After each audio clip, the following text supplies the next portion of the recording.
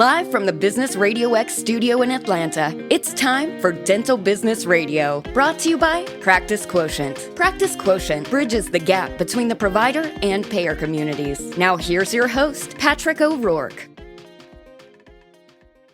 Hello there, everybody in Dental Business Radio world. This is Patrick O'Rourke. I'm at the Insurance Extravaganza in wonderful Orlando, Florida, where it is warm, not too warm, just beautiful. Speaking of beautiful, Teresa Duncan is with me. She was on stage earlier, did a terrific job. Thank you. And so how did you feel that it went? I think it went really well. I mean, it's my happy space to talk about insurance and the nerdy parts of it. And I know that's not something for everyone, but I was jamming out. I love it. Thank you. Yes. Yeah. So that's why I like to participate. The behind the scenes of insurance is way more interesting to me than just regular billing, but I think it makes regular billing easier if you understand the behind the scenes. And so that's why my goal is to pull back the curtain a lot and let people see like why they do the things they do and why things are premiumed out the way they are. I mean, I just think that makes for a much smoother conversation with the patient. Right. One of the things that you said that, I say frequently, and so there's a lot of villainization of those from the insurance world. I still identify as somebody from the insurance companies, right? Whether they want to claim me or not. It's not, but I used to sell employer group coverage. Yes. So to your, point, the largest groups are school boards, hospital systems, there's other large groups. I was in Atlanta, so there's a lot of large groups. Yeah. At any rate, I'm going to make that plan of whatever you want it to be. Yeah. You wanted to put resin fillings on posterior teeth? No problem. Absolutely. You want implant coverage? You got it. And so it all has to be priced in. And that's what a lot of folks don't understand. And what you had said where you were walking through the example in your story, but the employer group certificate of coverage is what dictates how the claim will be adjudicated. Yes. All right. So what that means in layman's parlance is how it's going to be paid. Right. And so there's always exceptions in our wonderful world of dental insurance. Always. Well, and I see the national policy as a guideline because that could be totally wrong when you look at the certificate of coverage. And when I, explain that, yes, it's nice to have the processing policy. It's nice to get the what comes back from the clearinghouses, the eligibility and benefits. My Bible is that certificate of coverage. That's really what I need in order to really know how the plan's going to work. Right. And that is a Bible because that is the superseding document. Yes. Yes. So. And but there's still a ton of people out there because it's not something I used to teach all the time because years ago when I started, they weren't as different. There were little changes, but now there's such competition. The employers want to make sure the plans are so good, and so there's so many different exceptions now. And the sales executives also are trying to differentiate themselves. Exactly. And so the operations people, the insider, they didn't like it. I customize plans all the time. Yeah. Right? And the operations people were very cranky about it. And they're like, why don't you just sell our standard plans? And I'm like, well, because I wanted to win the business. Exactly. And these employers, they do want to, make it as palatable as possible because they're in an HR rush. They're trying to attract all these new people, right? And good so people too, not just good anybody, people. Not just so more bodies. So we want talented people. Adult ortho coverage is going to pull in people that's important to, whereas the standard plan may not have that, as you see. And if the employer is willing to pay the premium difference, why wouldn't you sell them that plan? Right. I turned around to John and Kendra Sellers next to me, and I said to John, I was like, I will put gold teeth in your.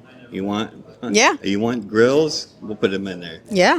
And I remember an insurance executive years and years ago, way before, I met you, and they said to me, we'd sell them a plan where everything's 100% covered, $10,000 yearly benefit, but nobody's paying that premium.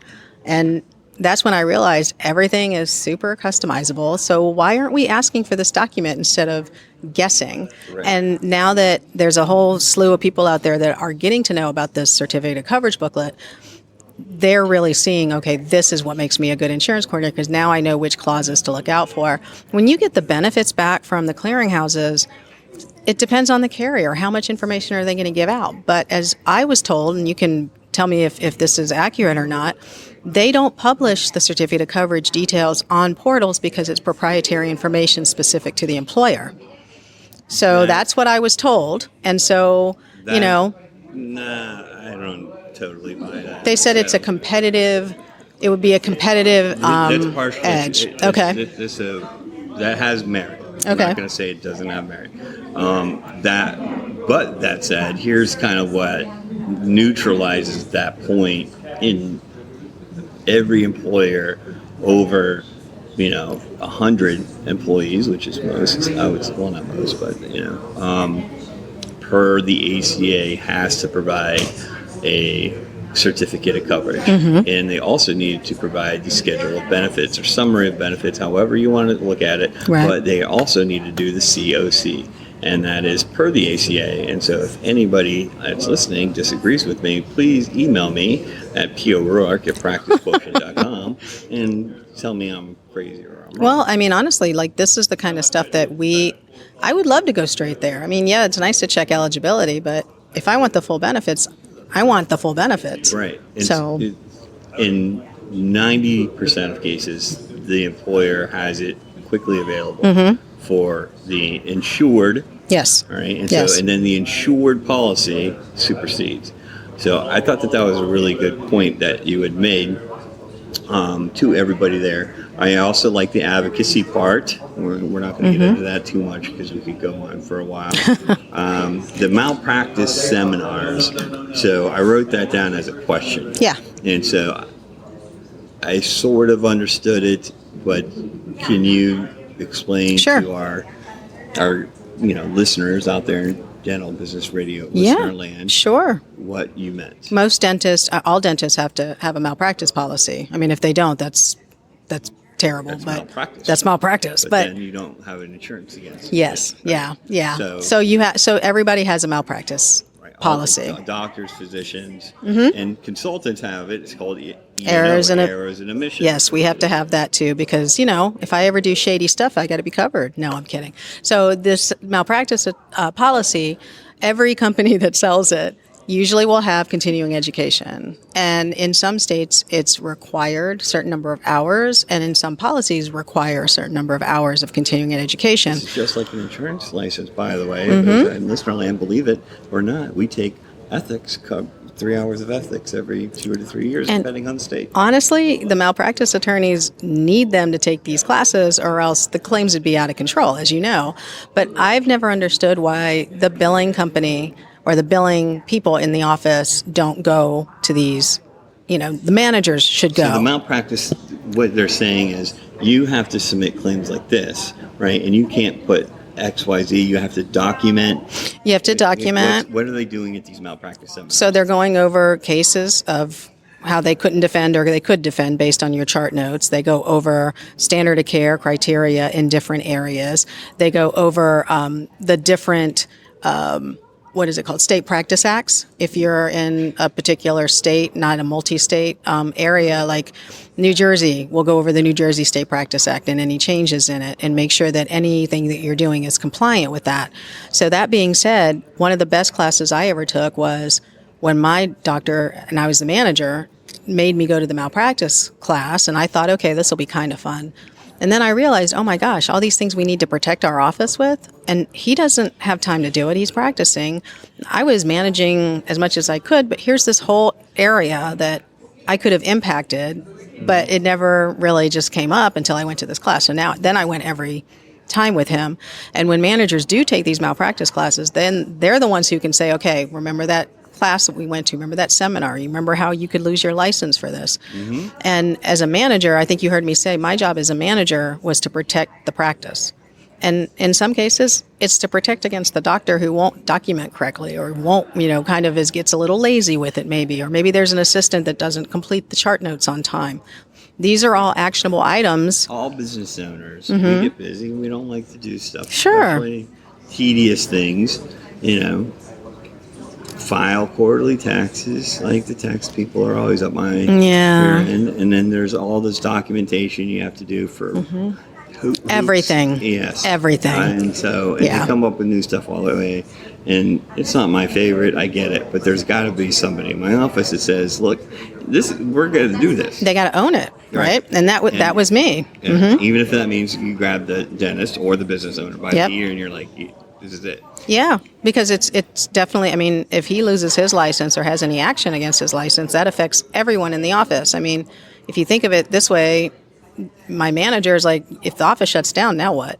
Right. You know, and if it shuts down and there's a state board action or a malpractice action, other dentists are going to be like, why am I hiring her? Like, look at her. What happened there? It's going to reflect on It's going to reflect on you. Yeah. So I just think it's super important to do that. And as a manager, to me, that's just part of the job. Like, I don't like OSHA and HIPAA, but I found somebody to manage it. But in the end, that compliance still came back to me. Amen. You know? And I'm with you. Yeah. HIPAA. But as far as malpractice goes, the thing is, the law changes, and it's not like right now somebody's talking about staging and grading and standard of care for perio. That's the course that's going on right now. There are still offices out there that aren't including that information on their perio claims. Meanwhile, it's been standard of care for a couple years. So that's what is part of this. Like if a doctor's not taking clinical classes, the malpractice attorneys need to make sure they at least know what is standard of care, because in the end, the attorneys want to be able to defend your claim. And what ends up happening, or they don't want the claim at all. Right. But if they do get the claim, they need to be able to defend it. And if you don't have notes, you're automatically going to settle and have a judgment against you. The malpractice attorney will say, we can't defend this. Mm-hmm. Why have you been paying all these premiums? And you sabotaged yourself. You know, so, and it's a good idea too. Most of the malpractice carriers will come in and do a mock audit on your office, and many times they'll do it for free. So that's something that I say in my management classes: call the malpractice carrier and see if they'll do a mock audit. Mm-hmm. Yeah, so that's great. That's really good advice. And it's all about managing risk. And so we have a lot of clients and you do too.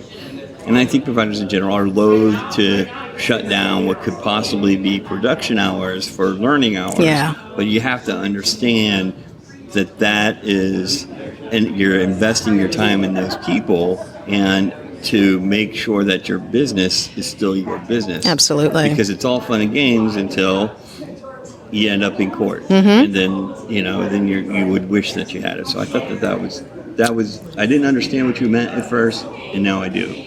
So and I think it's a better conversation too with doctors who are a little bit resistant to documenting as completely as we really need, because what I hear from doctors all the time is, I can't believe I have to do all this for insurance. Like they see it as insurance is making me do all this extra work.